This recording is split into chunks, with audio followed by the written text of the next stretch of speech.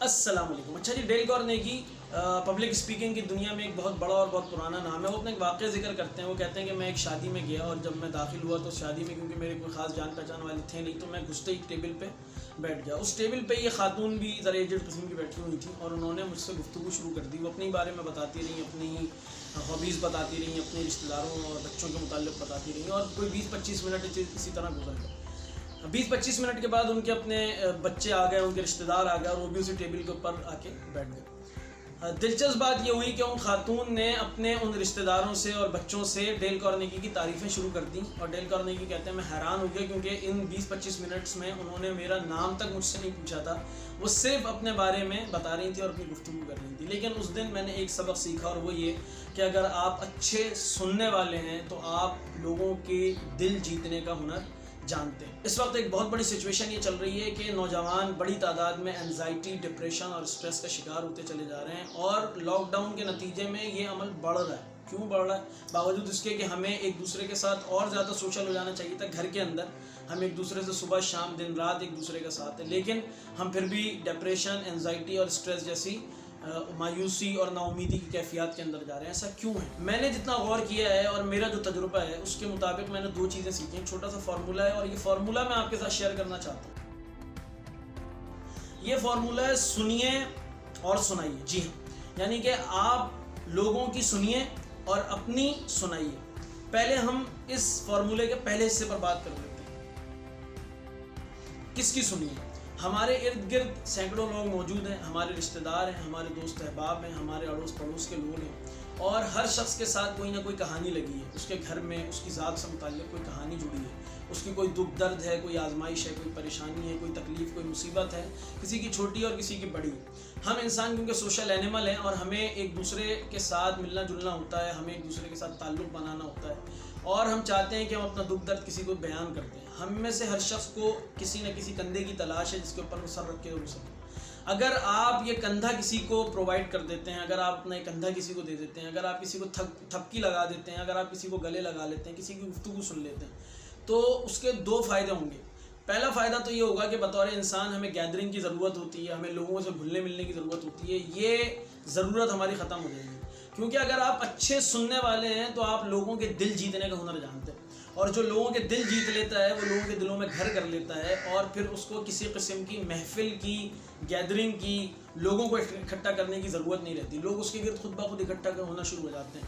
لوگوں کی تڑپ ہوتی ہے کہ ہم اس کو اپنا ہمراز بنا لیں. لوگ چاہتے ہیں کہ کسی طرح اس کی محفل میں دوبارہ جانے کا موقع مل جائے. لوگوں کی خواہش ہوتی ہے کہ وہ دوبارہ آپ کے ساتھ کوئی وقت بتا لیں، اور وہ آپ کو فون کر کے پوچھتے ہیں، آپ سے ٹائم لینا چاہتے ہیں، آپ کے ساتھ بیٹھنا چاہتے ہیں. کیوں؟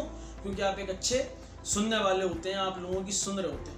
کاؤنسلنگ کا طریقہ بھی یہی ہے کہ آپ پہلے سے اپنے مشورے لوگوں کو دینے کے بجائے لوگوں کی سنیں. یہ ایک پورا ٹاپک ہے، اور اسٹیفن آر کووے نے اپنی کتاب دی 7 Habits of Highly Effective People میں Seek First to Understand Then to Be Understood میں اس کو پوری طرح بیان کیا ہے، اور اس کے اوپر موقع ملا تو میں پھر کبھی کوئی ویڈیو بنا کے آپ کے ساتھ شیئر کروں گا. دوسرا فائدہ جو لوگوں کی سننے کے نتیجے میں اور آپ کو ملے گا وہ یہ کہ جب ہم لوگوں کی تکلیفیں، ان کی پریشانیاں، ان کی آزمائشیں، ان کی مصیبتیں سنتے ہیں تو ہمارے اندر ایک تو شکر گزاری کی کیفیت پیدا ہو جاتی ہے، شکر گزاری کا جذبہ پیدا ہو جاتا ہے، اور دوسری چیز ہمیں اپنے غم، اپنی پریشانی اور اپنی تکلیفیں چھوٹی محسوس ہونے لگتی ہیں.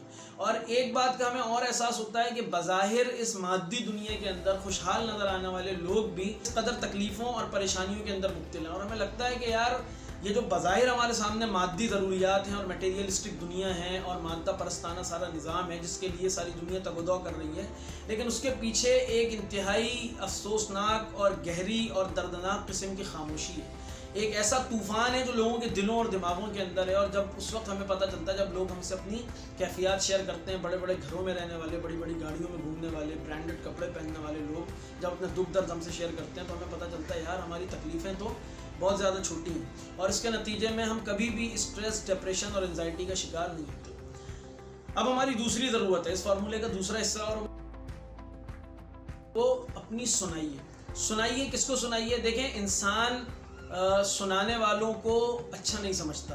جو لوگ روزانہ اپنی پریشانیاں شیئر کرتے ہیں، اپنی مصیبتیں، اپنا دکھڑا روتے ہیں، اپنا رونا گانا کرتے ہیں، ہم ان کو پسند نہیں کرتے. آپ نے کبھی غور کیا ہے؟ میں نے اکثر گھروں میں دیکھا ہے کہ جو بزرگ ہوتے ہیں وہ تنہا رہ جاتے ہیں، اور اس کی وجہ کیا ہوتی ہے؟ اس کی وجہ یہ ہوتی ہے کہ ان بزرگوں کو ضرورت ہوتی ہے کہ کوئی بیٹھ کر صرف ان کی سن لے. اور ہم انسان کی فطرت صرف سننے والی ہے نہیں، اس لیے ہم سے کیونکہ ٹو وے کمیونیکیشن ہوتی نہیں ہے، وہ ہمارے کسی کام کی نہیں ہوتی، اس لیے بزرگ گھروں میں تنہا رہ جاتے ہیں۔ دوسرا، آپ نے فقیروں کو، مانگنے والوں کو دیکھا ہوگا جو ہمارے پیچھے آتے ہیں، ہم ان سے کٹتے ہیں۔ کیوں کٹتے ہیں؟ کیونکہ صرف یہ اپنی مصیبتیں، اپنی پریشانیاں ہم سے بیان کر رہے ہوتے ہیں اور ہم سے مدد مانگ رہے ہوتے ہیں، اور ہم ان سے کٹ کے نکلنے کی کوشش کرتے ہیں۔ یہی کیفیت انسانوں کے ساتھ بھی ہوتی ہے۔ اچھے کھاتے پیتے لوگ اگر ہر وقت آپ کے ساتھ شکوے شکایتیں بیان کرنے لگیں، اگر آپ ہر کسی کے سامنے اپنے رکھڑے رونے لگیں اور اپنی شکایتیں بیان کرنے لگیں، تو لوگ ایک تو آپ سے کٹنا شروع ہو جائیں گے، دوسرے آپ بظاہر یہ سمجھ رہے ہوں گے کہ میں وکٹمائز ہو رہا ہوں، میں لوگوں کی پٹی گین کر رہا ہوں، میں رحم کا جذبہ لوگوں کے دلوں میں میری اس کہانیاں سنانے کے نتیجے میں آ رہا ہے، لیکن ایسا نہیں ہے۔ لوگ یا تو آپ سے مزے لے رہے ہوں گے یا ان کو یہ اندازہ ہو جائے گا کہ اس کے ساتھ بیٹھنا صرف اپنا ٹائم ضائع کرنے کے مترادف ہے، اس لیے اسے کٹو اور اس کو کٹاؤ۔ تو وہ کون ہے جو اس دنیا کے اندر آپ کی سن سکتا ہے؟ وہ کون ہستی ہے جو رونے والوں کو پسند کرتی ہے، جو سنانے والوں کو اچھا سمجھتی ہے، جو ان کی قدر کرتی ہے؟ اور وہ صرف ایک ہی قوت اور ایک ہی ہستی ہے، وہ میرا اور آپ کا پالنہار، میرا اور آپ کا رب ہے، ہمارا اور آپ کا خالق و مالک ہے۔ میں آپ سے اپنی ذاتی زندگی کے تجربے شیئر کر رہا ہوں۔ بڑا زمانہ ہوا جی، میں نے اپنی پریشانیاں لوگوں سے شیئر کرنا چھوڑ دیا۔ میں گھر کے اندر بھی کسی سے اپنی پریشانیاں شیئر نہیں کرتا۔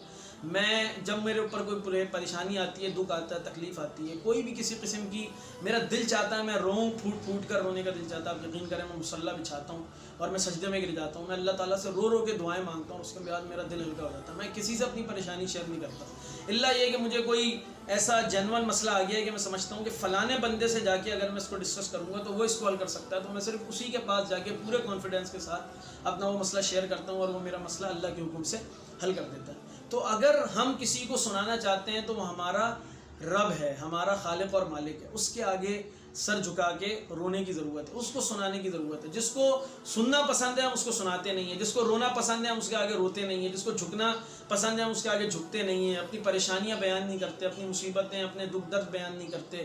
لوگوں نے جو ہمیں تکلیفیں دی ہیں ہم اس کے سامنے جا کے اپنی تکلیفیں اور اپنی پریشانیاں بیان کریں، آپ یقین کریں ہمارا دل ہلکا ہو جائے گا۔ میں مولانا روم رحمۃ اللہ علیہ کا ایک جملہ یہاں پہ شیئر کرنا چاہوں گا۔ وہ کہتے ہیں کہ اگر تم بلا وجہ تمہارا دل پریشان رہے، سمجھ نہیں آتا، بعض دفعہ انسان غمزدہ ہو جاتا ہے، کچھ سمجھ نہیں آ رہا ہوتا، ساری آسائشیں، ساری سہولیات، ساری عیاشیاں موجود ہوتی ہیں، پھر بھی کہیں دل کے اندر ایک کسک ہوتی ہے، دل چاہتا ہے کہ یار کوئی چیز کم ہے زندگی کے اندر، تو مولانا روم فرماتے ہیں اس کا مطلب ہے کہ تمہارا کوئی ایسا گناہ ہے کہ جس کی تم نے ابھی تک توبہ اور استغفار نہیں کی ہے، وہ تمہارے دل میں جا کے اٹک گیا، تم اس کی توبہ اور استغفار ضرور کر لو۔ تو اللہ تعالیٰ کے سامنے اپنے گناہوں کی توبہ اور استغفار بھی کریں اور اللہ تعالیٰ سے ہی صرف اپنے دکھ درد بیان کریں، اسی کے سامنے اپنے شکوے بیان کریں، اسی سے شکایتیں کریں۔ جو اماں ملی تو کہاں ملی، میرے جرم خانہ خراب کو تیرے عفو بندہ نواز میں۔ تو وہی ہے جہاں پہ مجھے اور آپ کو سنانے کا، رونے کا موقع مل سکتا ہے۔ یہ فارمولہ ہے چھوٹا سا جو میں نے زندگی میں سیکھا ہے، سنیے اور سنائیے۔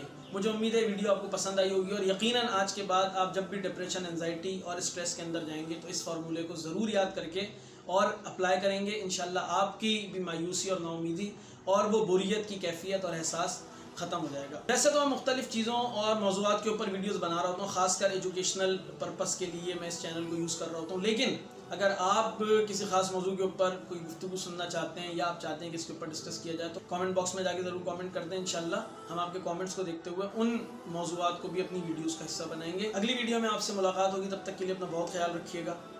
اللہ حافظ۔